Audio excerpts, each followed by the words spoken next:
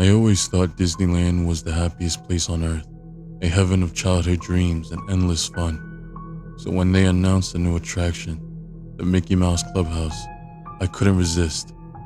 The catch was it was strictly for kids, but driven by curiosity and a strange sense of adventure, my friends and I decided to sneak in.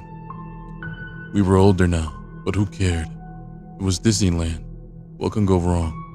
We entered the clubhouse late at night, a group of 5 thrill seekers breaking the rules for a great taste of nostalgia. The facade was cheerful, with Mickey and his friends painted in vibrant colors, beckoning us inside. We joked about how childish it all seemed, but the moment we crossed the threshold, an eerie silence replaced the usual Disney tunes. The air felt heavy, almost oppressive. "Maybe we should leave," Jenna suggested. Her voice was tingled with unease. "Nah, it's just for kids, remember? What's the worst that could happen?" Dave laughed, but his bravo felt forced. We pushed through, our laughter dwindling into nervous chuckles as we ventured deeper. The hallways lined with grotesque versions of beloved favorite characters. Their eyes seemed to follow us, gleaming with lifelike malevolence. I could feel my heartbeat quicken, but I tried to brush it off. Then we heard it, a soft, distant tapping. "Did you hear that?" Mike asked, his face pale under the dim lights. "Probably just the wind," I said, though I didn't believe it myself.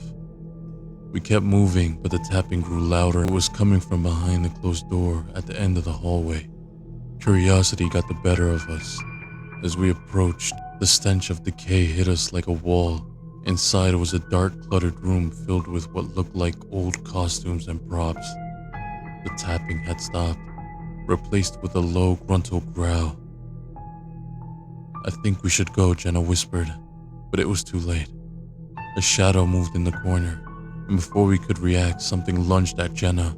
She screamed, but it was cut short as the thing dragged her into the darkness. We stood frozen too shocked to move. Then we saw it, Mickey Mouse, but not the friendly mascot we knew. The Mickey Mouse was grotesque, his fur matted, his eyes glowing with a sinister hunger, blood dripping from his mouth. His mouth was oversized with an oversized teeth that were sharp and everywhere. "Run!" I shouted, but it was chaos. In the panic, we all got separated. I found myself alone in another hallway, the walls closing in, the air thick with the smell of blood. I heard screams echoing from a different direction, each one more desperate than the last. The clubhouse had become a labyrinth of horror, and Mickey was hunting us down one by one. I stumbled into a room that looked like a twisted version of the old clubhouse. There were bodies, my friends, their face twisted in horror and pain. Mickey was there, feasting on Dave's remains. I gagged, the bile rising in my throat,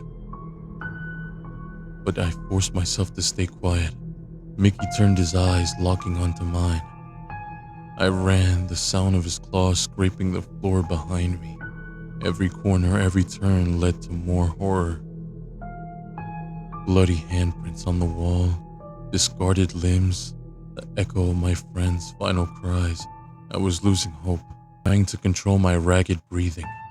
The footsteps stepped closer, outside the door, and it stopped, right in front.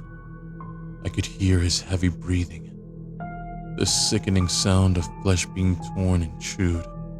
The door creaked open slowly, and Mickey's face loomed in the doorway. His face, grinning. I knew there was no escape. He lunged at me, and everything went black. When I woke up, I staggered out of the clubhouse, my mind reeling from the horrors I had witnessed.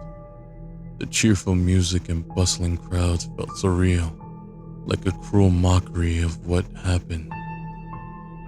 I tried to warn people, but they dismissing my frantic warnings as if I was a madman. Desperation clawed at me as I searched for someone, anyone who would listen, but no one took me seriously.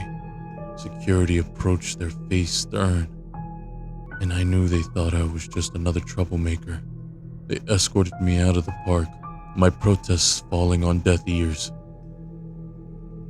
I was left alone outside the gates, my friends lost to a nightmare within.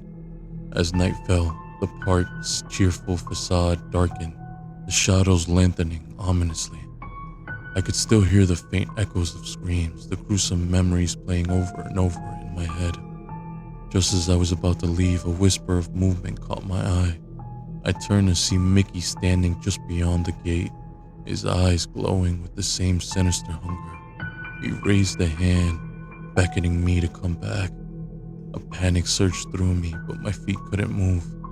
I was rooted to the spot, the cold realization sinking that I could never truly escape. Mickey's grin widened, and I knew he was waiting for me to come back to finish what he had started. In the end, there was no running away. The happiest place on earth had claimed me, and Mickey Mouse was forever watching, waiting to drag me into the darkness.